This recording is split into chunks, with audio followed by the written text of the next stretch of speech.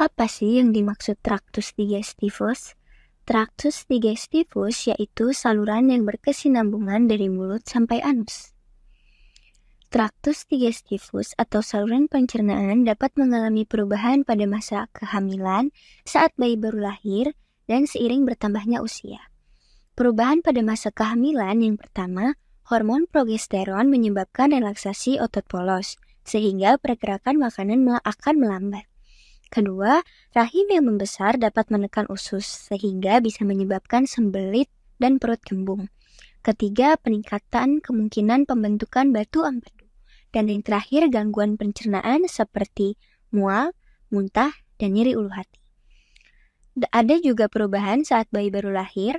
Yang pertama, traktus digestivus bayi relatif lebih berat dan lebih panjang dibandingkan dengan orang dewasa.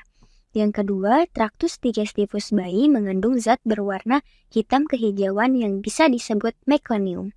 Perubahan traktus digestivus atau saluran pencernaan terjadi selama kehamilan akibat perubahan fisiologis dan hormon. Perubahan ini meliputi penurunan motilitas otot polos, penurunan sekresi asam lambung, dan kemungkinan reflux asam lambung ke esofagus. Perubahan-perubahan ini dapat menyebabkan gejala seperti heartburn, perut kembung, dan perubahan pola buang air besar. Elaborasi. Yang pertama, penurunan motilitas. Otot polos pada traktus digestivus menjadi kurang aktif. Ini menyebabkan makanan akan lebih lama berada di lambung dan usus loh. Kedua, penurunan sekresi asam. Kadar asam lambung berkurang yang dapat menyebabkan reflux asam lambung ke esofagus.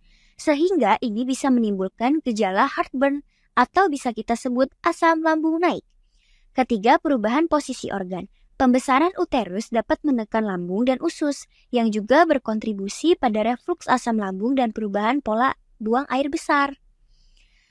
Selanjutnya ada perubahan hormon. Kenaikan kadar hormon seperti progesteron dan estrogen dapat mempengaruhi motilitas usus dan produksi asam lambung.